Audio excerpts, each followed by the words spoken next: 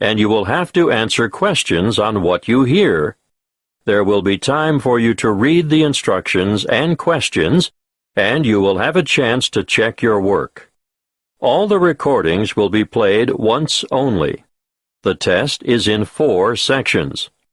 At the end of the test, you will be given 10 minutes to transfer your answers to an answer sheet. Now, turn to Section 1. Section 1.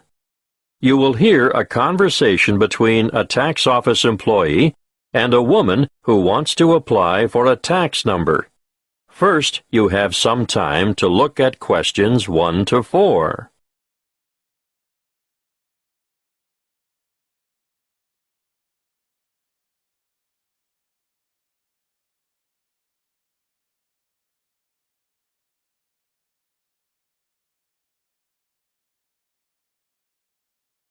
Now we shall begin. You should answer the questions as you listen, because you will not hear the recording a second time. Listen carefully and answer questions 1 to 4. Good morning, tax office. How can I help you? I'd like to apply for a tax file number. Are you a citizen? No, but I'm told I still need a number. So what is your residency status? Are you a permanent migrant, or perhaps a temporary visitor?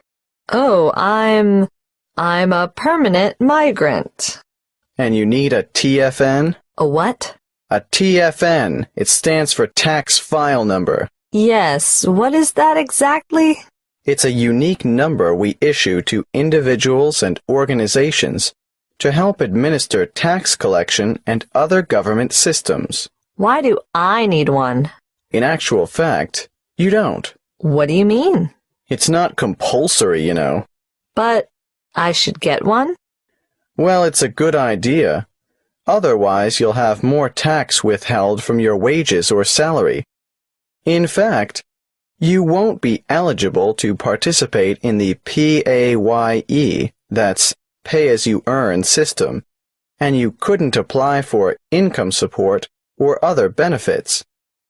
You wouldn't have to pay the Medicare levy, but then you wouldn't be entitled to claim Medicare benefits either. I'd better have one then. Okay. So you're currently living in this country, right? Yes. What kind of visa do you have? A working visa? Well, I did have one because after my student visa expired, I went back home and worked for a year before applying for a job here. The job turned out to be permanent and full-time, and my employers wanted me to settle here. So now I have a permanent migrant visa. Now, once you have a file number, you never need to reapply. Even if your circumstances change, for example, if you get married or decide to take an English name, they'll even use the same one when you retire and apply for a government pension. I see. Have you ever had a TFN before? No. Right. Let's get on with the application process now. Before you hear the rest of the conversation, you have some time to look at questions 5 to 10.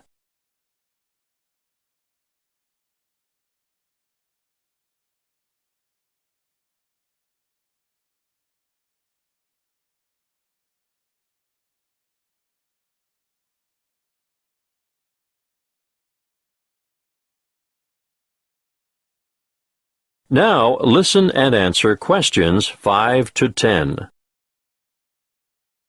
What is your passport or travel document number? Oh, just a moment. I have it here. JGW 1100536. Where do you come from? I came from Greece. Is that your country of origin? Yes, I came from Greece. Are you Greek? Do you have a Greek passport? No, I was born in Spain. I have a Spanish passport, but I've been living in Greece. And where do you live now? Where will the department send your TFN? That's 1339 Harbor Drive, Hollywell. Postcode? 1517. Thank you. Now, what's the best way to get in touch with you? By phone, you can ring my landline number, 0955775076. I'm sorry, I haven't got a cell phone at the moment. I see. Can you give me the details of someone else we could contact if we can't get you during office hours? That would be my landlady, What's her name? Martha Pierce. Is that Pierce, P-I-E-R-C-E? No, it's Pearce. And her number is? The same as the one I gave you. Yes, I've got that. Now, for some more personal details, what title do you use? Excuse me? Are you Mrs., Miss, or Ms.? I'm not married. Put me down as Miss. All right. What's your surname? Farina. What's your first name? Maria. Do you have a second or middle name? Well, two, actually. What are they? Rosa Anna. I'm guessing Farina is your maiden name, since you haven't been married.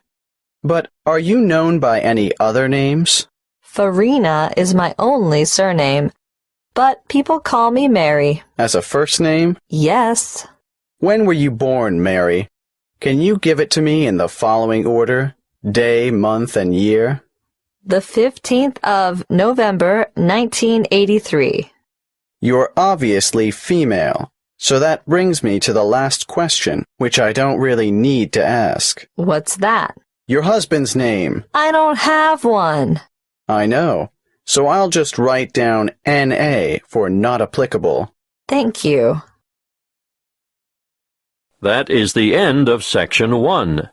You now have half a minute to check your answers.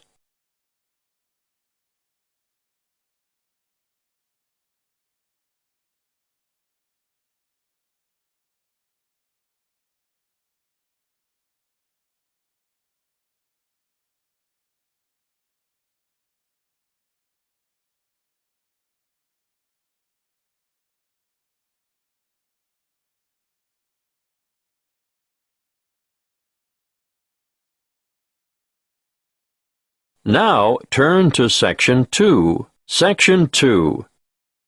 You will hear a talk about keeping children safe on the Internet. First, you have some time to look at questions 11 to 16.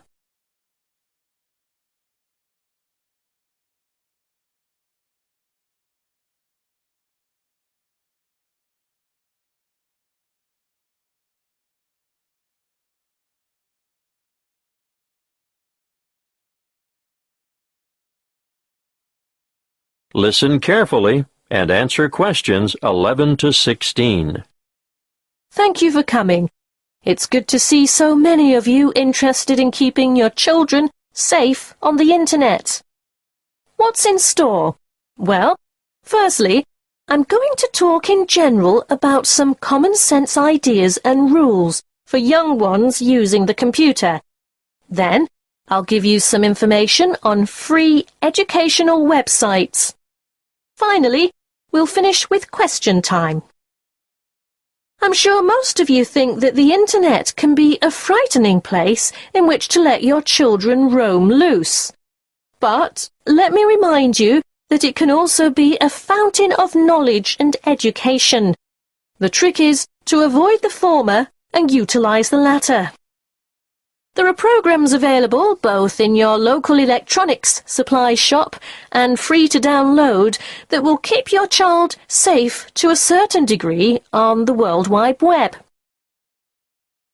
A popular one is Online Family Norris, which bars things like military and social websites.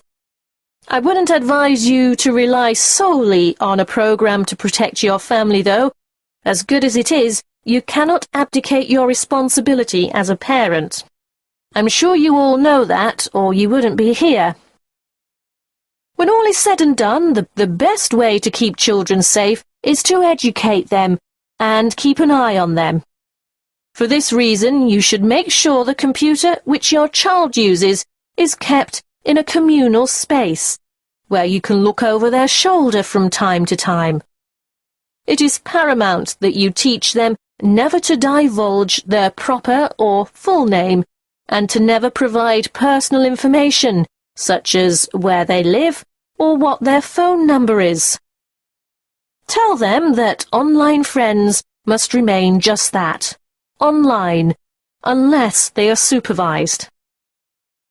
It is difficult, I know, to teach children about the dangers of the world when they are so naive, so trusting and innocent.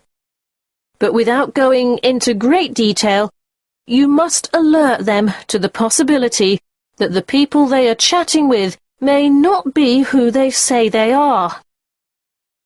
It's also sensible not to give them their own email address until they are old enough to use the internet safely.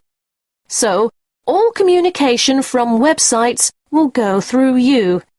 When they are old enough to use social sites like Facebook and MySpace, teenagers need to know that whatever postings they put on the web will remain accessible forever. Nothing is ever really deleted there. And embarrassing pictures or remarks may come back to haunt them one day. For instance, when they apply for a job, they could jeopardize their chances as the employer or human resources staff will look on the web to find out more about their potential employee, and they may be shocked by what they find there. Not the sort of stuff an applicant would want on his or her CV. It can also make them more vulnerable to bullying. Unfortunately, bullying on social sites is another thing to look out for, and I have to tell you, it's on the increase. It's a very difficult issue to deal with, but something that is more easily detected if the computer is kept in a family space. If we can put these negative issues aside, let's not forget that the internet is also a wonderful place for children of all ages. Teenagers may be mostly networking on social sites or completing research that they've been asked to do as part of their homework assignments, but younger children can get assistance with mathematics, spelling, and reading on a variety of free and paid-for sites. Before you hear the rest of the talk, you have some time to look at questions 17 to 20.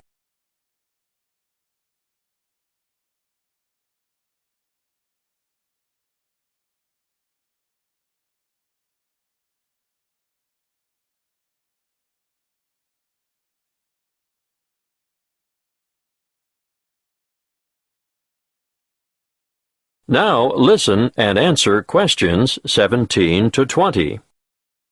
A good way for children to learn and have fun at the same time is the website mathtutor.com. They can practice mathematics on this site, no matter what their level, while they compete against other children from all over the world. And here's a fun way for primary school children to learn the spelling words for the week. It can be such a chore for some children. They just type them in and play games to learn them. What's that? The website?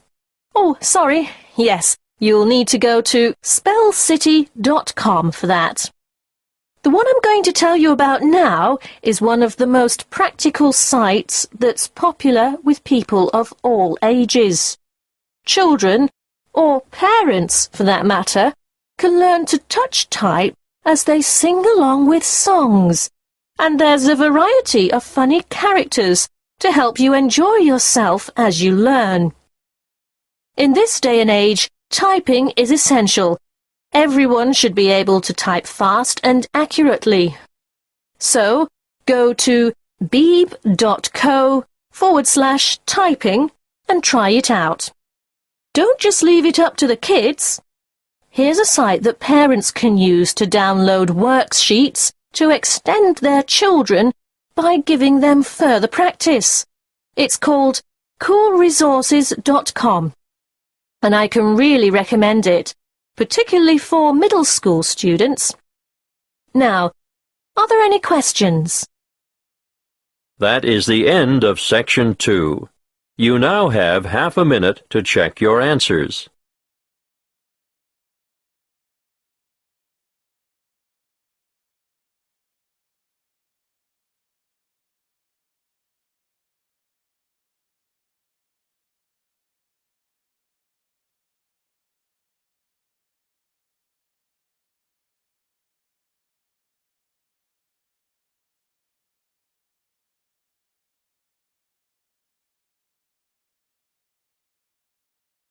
Now, turn to Section 3. Section 3. You will hear a conversation between two students in the Education Department who are discussing their first assignment. First, you have some time to look at questions 21 to 28.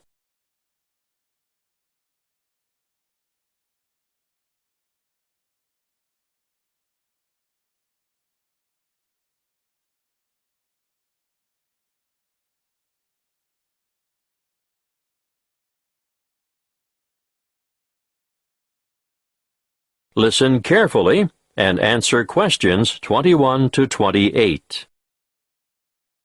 Hey, Ted, what are we going to do about this assignment? Well, Cleo, I think it's pretty straightforward. Oh? Yeah. The topic is why study abroad. I suggest we do a survey of international students, collate the responses, make a graph, and exhibit our findings in the form of a poster. Wow, you have given this some thought, haven't you? Of course. This is only the first assignment. There will be a lot more to come, so let's get this one out of the way quickly. Well, how do we do the survey? I think we need to find a good selection of foreign students.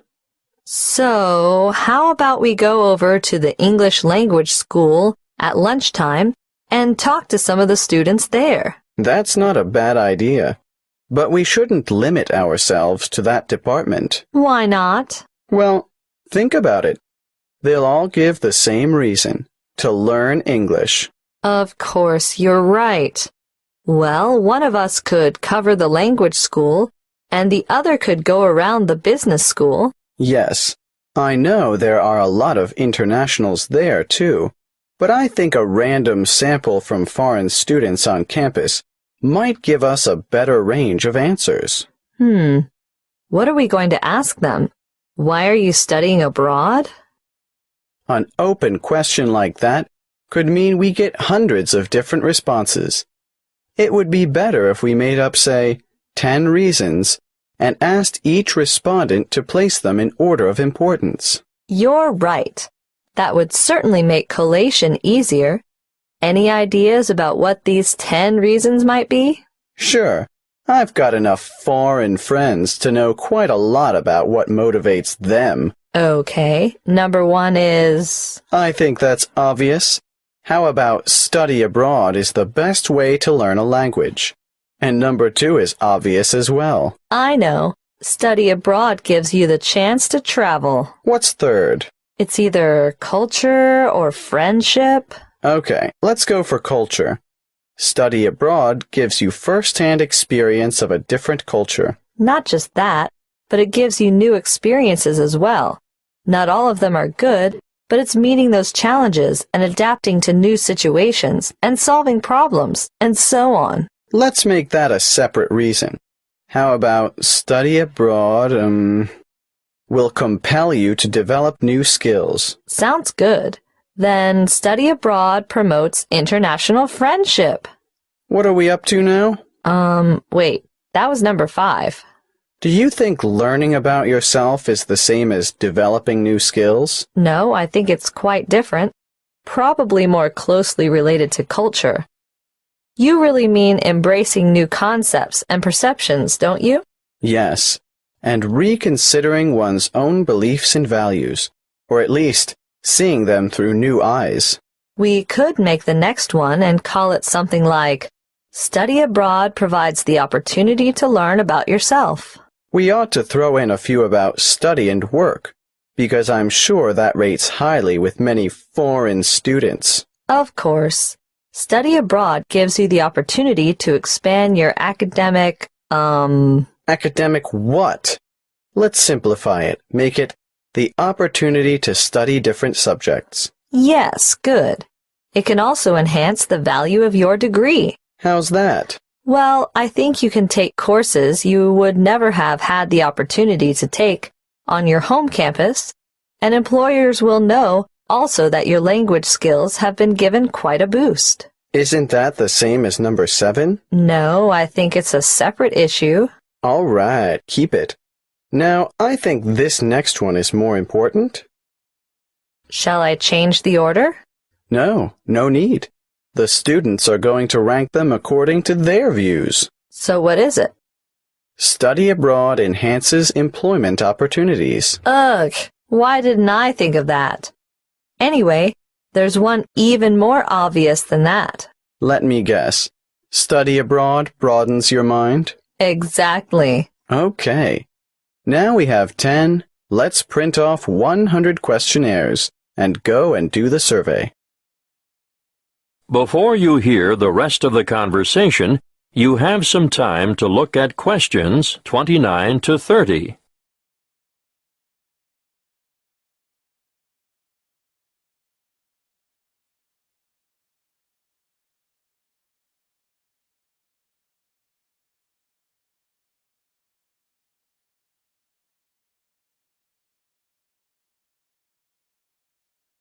Now listen and answer questions 29 to 30.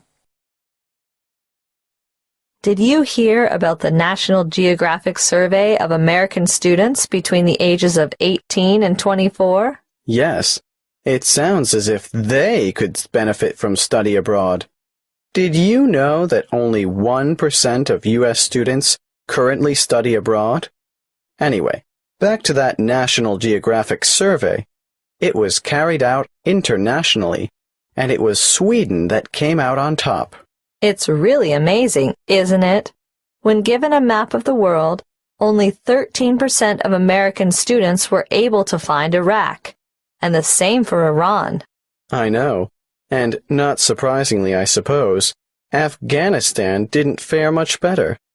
83% couldn't locate it on the map. There must be something about that region. 76% couldn't identify Saudi Arabia either. But Asia didn't come off much better. Over half the students couldn't find Japan on the map. But do you know what's really incredible? Yes, I do. 11% of them couldn't even find their own country. It's no wonder the USA scored near the bottom, only 2 points above Mexico, which was ranked last. That is the end of Section 3. You now have half a minute to check your answers.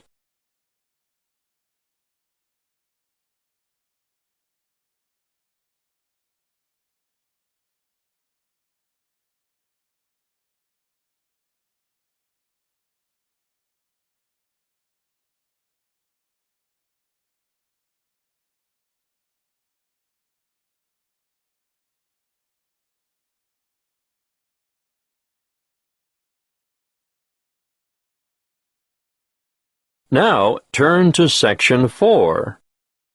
Section 4.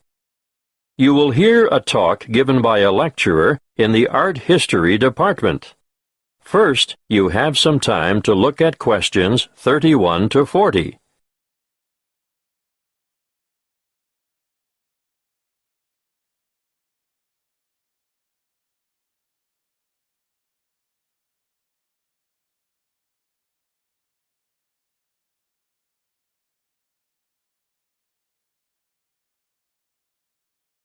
Listen carefully and answer questions 31 to 40. In this lecture today, I'm going to introduce you to an American painter, Charles Willson Peale. You may be familiar with his portraits, but did you know that he never even saw a painting till he was a grown man? He was born in Maryland in 1741. His father died when he was 9, and the family struggled financially for the next few years, and Charles became a saddle maker's apprentice. One day, he went to Norfolk for supplies, and there he saw paintings for the first time. He thought they were so bad that he felt sure he could do better, so he decided to make painting his career. In 1766, he went to London to study painting with Benjamin West. Whilst there, he painted this portrait in 1768. See Slide 1, Pitt as a Roman senator. Notice how elaborately symbolical this portrait is. The symbolism arises, of course, from Pitt's famous speech to the British Parliament, where he draws an analogy between the ancient Roman Senate's view of a barbaric Britain and the prevailing European view of the time of a barbaric African continent fueling the slavery trade. Perhaps you didn't know that the Romans used Britons as slaves. But I digress. Back to Peale. He returned to America and in 1772 painted the first ever portrait of George Washington. See slide 2. In 1773, he painted a group portrait of himself, his wife, mother, brothers, sister, his old nurse, and an unidentified baby. Just look at the slide. This painting is simply called the Peale family. And you can almost feel the exuberance of the family and their warmth towards one another. He enjoyed great success as a portraitist prior to the Revolution, and served with distinction in the Revolution. During this time, he became friends with George Washington, Benjamin Franklin, and Thomas Jefferson. After the war, he continued to paint, and, when his wife died in the 1790s, as a result of her 11th pregnancy, he remarried. He had 17 children in all, naming the sons after famous painters or scientists. Although perhaps best known for his portraits of famous people, Peale liked novelty. Look at this slide of his two sons, Raphael and Titian, life-size, climbing a narrow stairway. This painting, The Staircase Group, 1795, was exhibited in a doorway as a trompe-l'oeil. And it is said that it did, in fact, fool the eye of George Washington. Even as far back as 1772, we can see his desire for difference in Rachel weeping. It's a rather macabre portrait of his first wife crying over the death of one of their children, their daughter Margaret. I'd like to show you one more slide to demonstrate his innovative approach. This is a portrait of his brother, James, sitting at his desk at night, with only his face illuminated by a lamp. This was painted much later than the others, in 1822. You know, Peale believed anyone could learn to paint, and he taught painting to his brothers, sisters, sons, daughters, nephews, nieces, and other relatives. 4 of his sons, Titian, Rubens, Rembrandt, and Raphael, became painters, as did his brother James. Before I finish, I'd like to tell you a bit more about Peale. He was active in politics for several years, and throughout his life, he maintained a lively interest in many branches of science. He was also an inventor who gained patents for a fireplace, porcelain false teeth, and a new kind of wooden bridge. He collaborated with Thomas Jefferson on what was known as the polygraph, a kind of portable writing desk. But it wasn't any ordinary desk. This one could make several copies of a manuscript at once. He also wrote papers on a wide variety of subjects, from hygiene to engineering. Oh, and he also tried his hand at inventing a fairly primitive but innovative motion picture technique, new types of eyeglasses, and a velocipede, which is a precursor to the bicycle. Now, some of the original velocipedes had pedals and some didn't. You sort of scooted along on them using your feet. Unfortunately, I can't remember which type it was that Peale worked on. He's also remembered for his work as a naturalist. He established the first scientific museum in America, and he even invented his own system of taxidermy. For those of you who aren't sure what taxidermy is, it's the art of preparing, stuffing, and presenting dead animals so that they appear lifelike. He was also well ahead of his time in that he placed his animals in a simulated natural environment. His most magnificent exhibit, however, was the complete skeleton of an extinct mammal known as a mastodon, which he helped excavate. The event was memorialized in his extraordinary painting, The Exhuming of the Mastodon.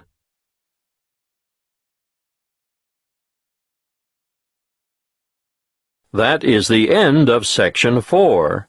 You now have half a minute to check your answers.